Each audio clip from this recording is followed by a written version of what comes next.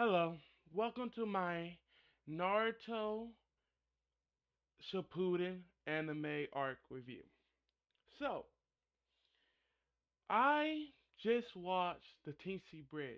The Tenchi Bridge, for a brief summary for people who don't know, we got Naruto and Sakura. They got the information for Sasori, at least Sakura did. Now, with that information with Sakura, that she have, or Sasori, they they want Tsunade basically said, okay, sure, y'all can go to this mission, right? But y'all need two more teammates. Now, at first, Naruto went around. He went around searching for teammates. He went for Shikamaru. It is all the other people for part one, right? Like Ino, Choji, Hinata, Shino, Kiba, all the people from part one, mostly, right? But we found out that Danzo, one of the foundations and oppositions to Hiruzen, we found out that he got a special ninja who wanted to be on Naruto squad. And then we also know that Tsunade also got a ninja that wanted to be on squad.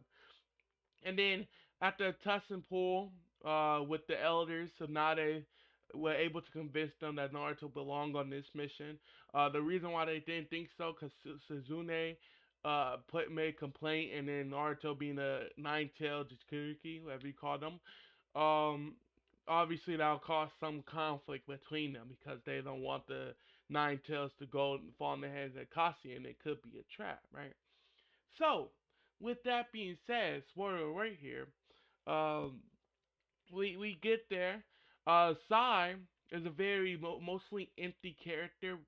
First off, first impersonation, he is supposed to be a mostly empty. This what this what Kishimoto made him to be because the foundations they do the hit and miss, not the hit and miss. Yeah, the hit and miss old neutral where they made people kill and suppress all emotions in itself. So, with that being said, Sai was a um, mostly flat character because that's what the way he made him be. Um, Yamato was a very stern character. He looked like he had no nonsense. Like he don't care about like not that he don't care, but he preferred a mission over any emotional like attachments. You feel me? So we got two mostly flat characters comparatively to the highly emotional character like Sakura and Naruto, right? So we see that Sai is a very interesting character. I think he's a very interesting character, and I am curious to we go to his path. Like, what do he do with his lack of emotion? Do he become more emotionally stable and stuff like that? I'm just curious what he's gonna do with that now. What Kishimoto and the anime is gonna do with that. I kind of forgot, right? Danzo is set up as this opposition to Tsunade and even to Naruto, potentially, right? And then once they get to the bridge, they do simulations. They try to get teamwork. Naruto and Sai obviously don't like each other because that's just like fire, just like fire putting the like oil getting on fire. Obviously, Sai was a very emotionally fat character. He got a different motive between the both of them. Yamato's kind of getting along more easier because he don't really care and he do got emotion, so he's not just gonna insult them like how Sai was doing and stuff like that. Um, so we get to the bridge, right? And then we found out the spy was Kabuto. The spy was Kabuto. This was a big surprise for absolutely nobody because I watched it, but it was surprising. I can see how it could be surprising, right? And then we see that Naruto nine tail form was coming up. He was using the cloak again. He used this two times already.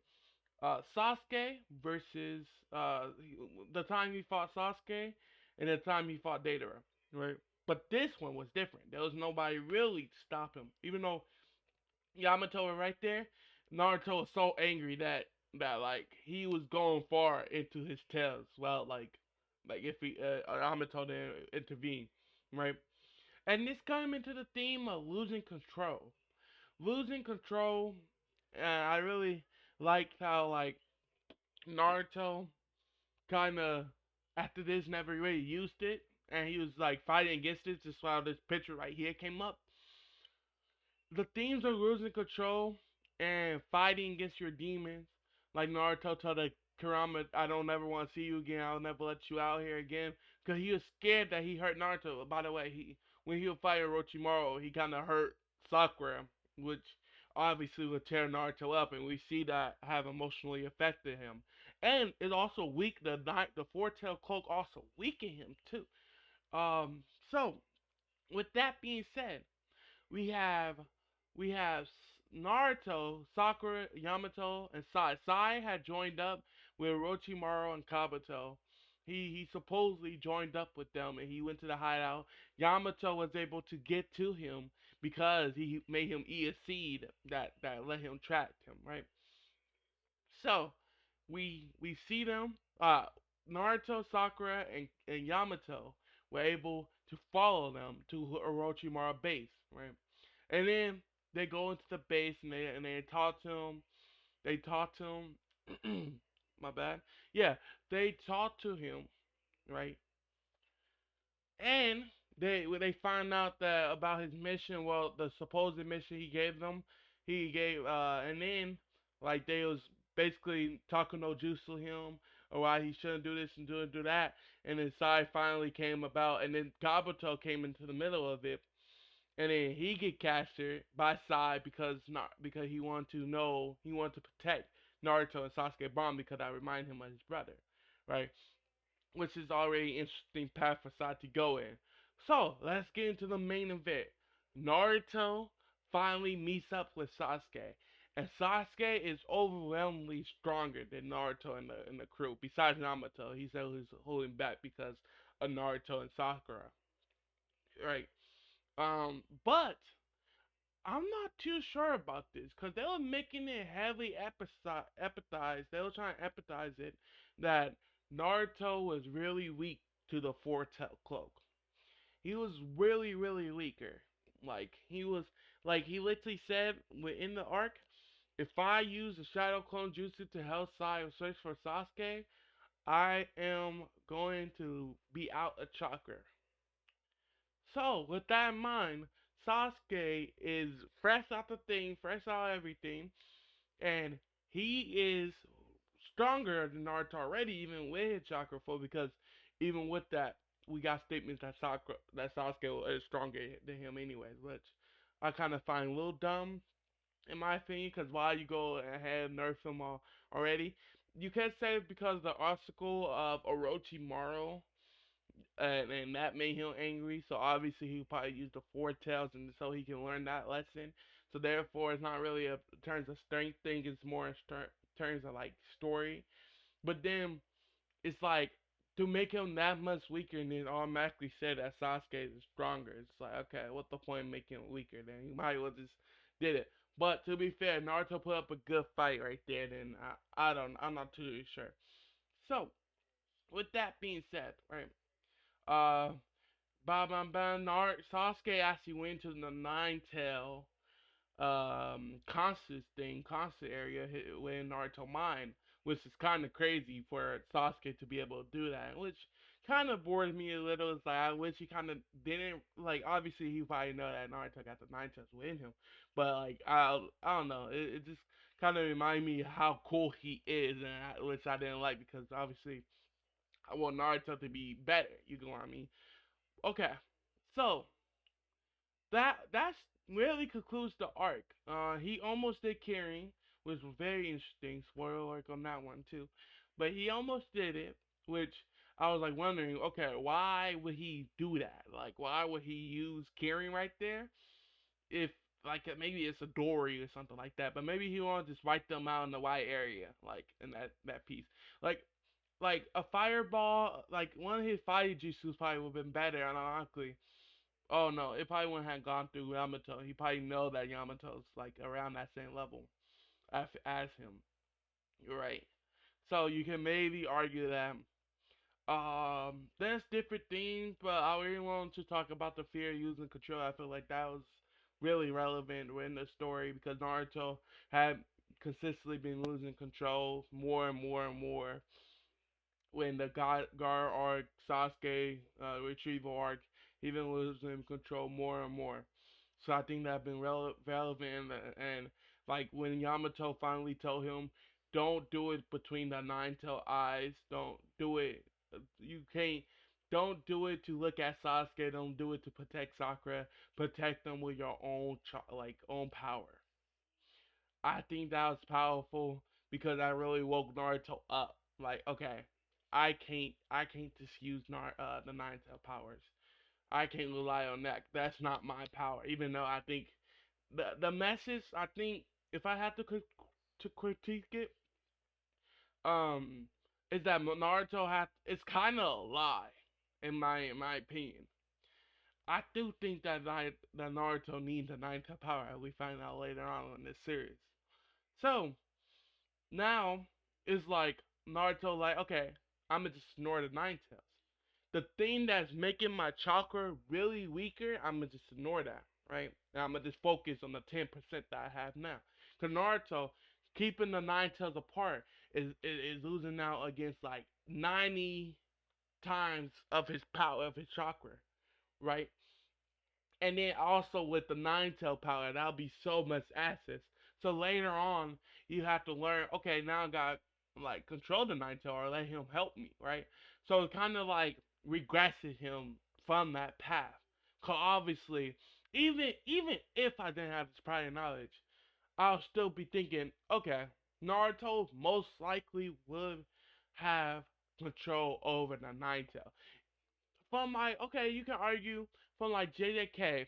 You can argue from like JJK perspective. Sakuna became evil. Like he still was evil. He didn't really help its story that he actually was the final villain. But that was different. That was actually like a human personality comparatively. A human personality. And it kind of came out as a response to Naruto. So obviously they'll make like an evil like demon, like an actual evil demon, somebody who wasn't like who just want to kill people. Kurama's just like a tail beast. He's just like literally like a beast. He don't kill for the sake of like killing. No. Yeah, yeah. He don't kill for the sake of killing. He more do it because it's not instinct. It's not instinct. How will I describe it? I'll say it's more like a protection. Like most of the time he invaded the elite village, he would not have done that by himself, right? So the reason why he probably would not, and the reason why he did do it because he got controlled, right? So it's not like Sukuna was just killing people like back in the day, right? Back in his prime time or something like that. He was just killing people. Kurama was just like he was just like an animal, really, really, really strong animal, which like he's still dangerous, but like I rather have a Kurama in my world than a Sukuna, at least if I'm in the same time period as him. You get what I mean? So like it's arguable that you could be like, okay, in terms of Sukuna and Sidori, I can understand how they won't control each other, but Kurama and Naruto is like an animal to like a human, like he's trying to domesticate him. I'm not. That feel kind of wrong saying that, but that is what it is. Like Kurama, comparatively to Sukuna, is like an animal more than like a demon actually. Like Sukuna is a demon, Kurama is an animal, right? It's more like an instinctual like protection between them than like a actual intent.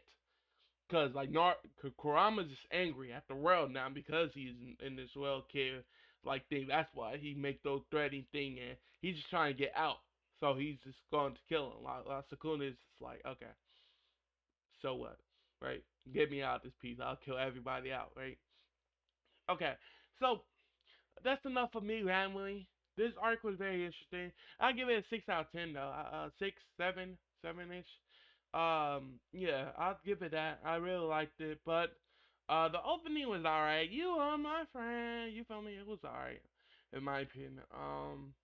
So thank you for watching. I hope you enjoyed. Please like and subscribe, and I'll see you.